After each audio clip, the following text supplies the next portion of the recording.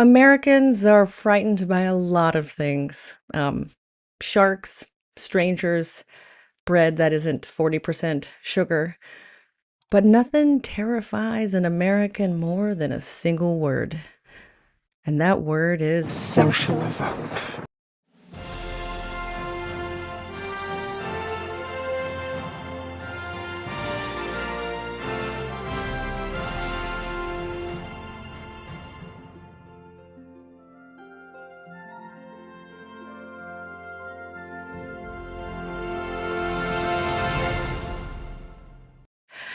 They say it the way that we would say the boiler's gone out here, with real fear in the middle of winter. But the strange thing that most Americans couldn't do is actually tell you what socialism is. They just know it's bad. It's foreign, possibly French. I don't know. But to understand that fear, you first have to understand the difference between socialism and communism, which most Americans sadly seem unable to be able to do these days. But to be fair to them, neither can most of the people arguing about what it means on the internet these days. So here is the difference, slowly. Communism is when the state owns everything. Nobody owns anything, and there's a line. Socialism is when everyone chips in a little bit so we can all have the things we use, like a fire engine, or a library, or a functioning society. Now, one of these is a political philosophy that reshaped the 20th century. The other is a road. And Americans have decided they are the same thing for some reason, and they were both invented purely just to annoy Americans. Now, again, to be fair to Americans, the fear didn't come out of nowhere. It came from something called the Red Scare, which I guess sounds kind of like a firework, but is in fact a national panic that had happened. Twice in the 20th century, Americans convinced itself that communists were hiding everywhere. They were under the bed, they were in the government, and they were probably even in your refrigerator. And they were definitely in Hollywood. Possibly under your bed again, I'm not sure. This was led by Joseph McCarthy, who accused hundreds of people of being communists, mostly by holding up a piece of paper he refused to show anyone. That sounds fair. But it was the most powerful list in America at the time, and there was a decent chance that it was probably just his grocery list. But they dragged writers, actors, directors in front of a committee and asked them the question that ended careers. Are you now, or have you ever been, a communist? Which is a lot of pressure to put on people whose main crime was, in most cases, just reading a book. Careers were destroyed, films were unmade, and by the end of it, the entire country had learned one simple lesson. The word communism would ruin your life. So they did the sensible thing and became terrified of a completely different word. Which brings us, neatly, to socialism. Now, Americans might be really shocked to learn this, but they use socialism every single day.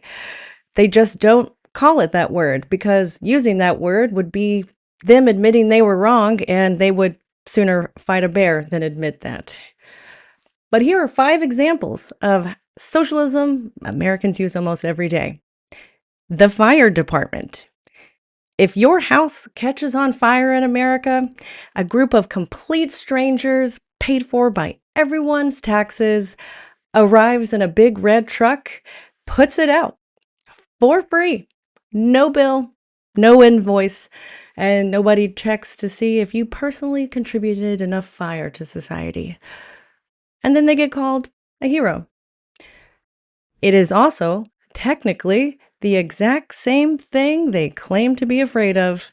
A public service funded collectively, available to all, regardless of income.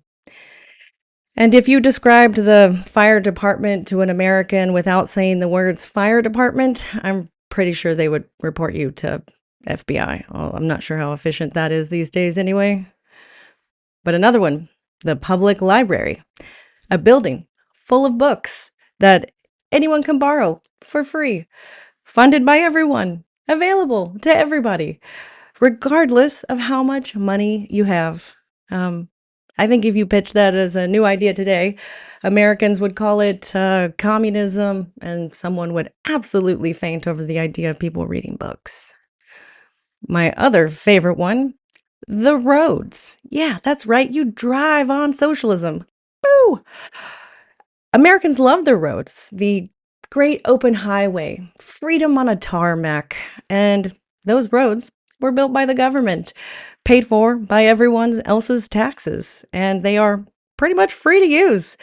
Nobody owns a little bit of the motorway. You just share it with everyone forever.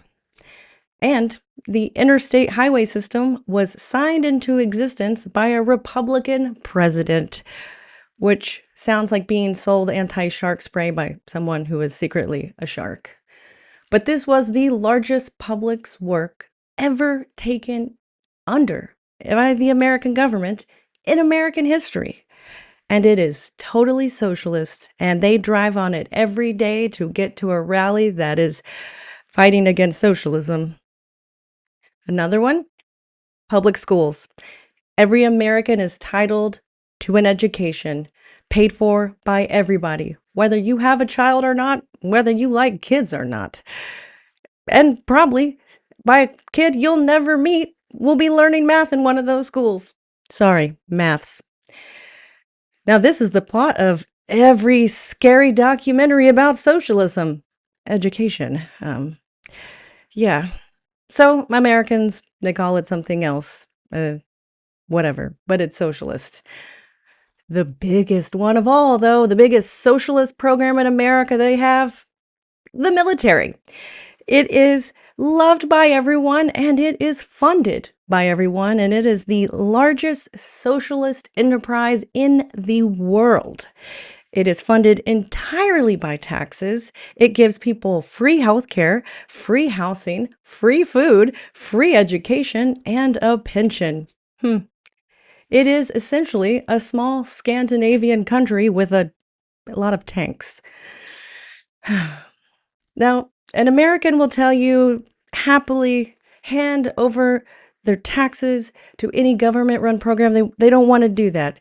But it's a program they do that to. And it houses and it feeds people. And in the same breath, they say they don't like socialism while supporting the military. They say socialism destroys a civilization, even though it's propping up their civilization. Point being, Americans use socialism all day, every single day, from fire brigades to libraries to the army. And that's before we even get to what Social Security and Medicare is, to ginormous government programs that older Americans will defend to the death right after telling you that they hate big government. The truth is that Americans aren't really scared of socialism. They're scared of the word, which is a bit like being terrified of dogs, but no, it's like being terrified of a shark, but swimming with him. But as for me, I've made a list of everyone who uses socialism in America right now. It contains about 330 million people. I'm not going to show you the list to let you know if you're on it, though. If you enjoyed this video, please like and subscribe and leave a comment below. And as always, a special thanks to my members. And be sure to check out the Tudor Yank store live now.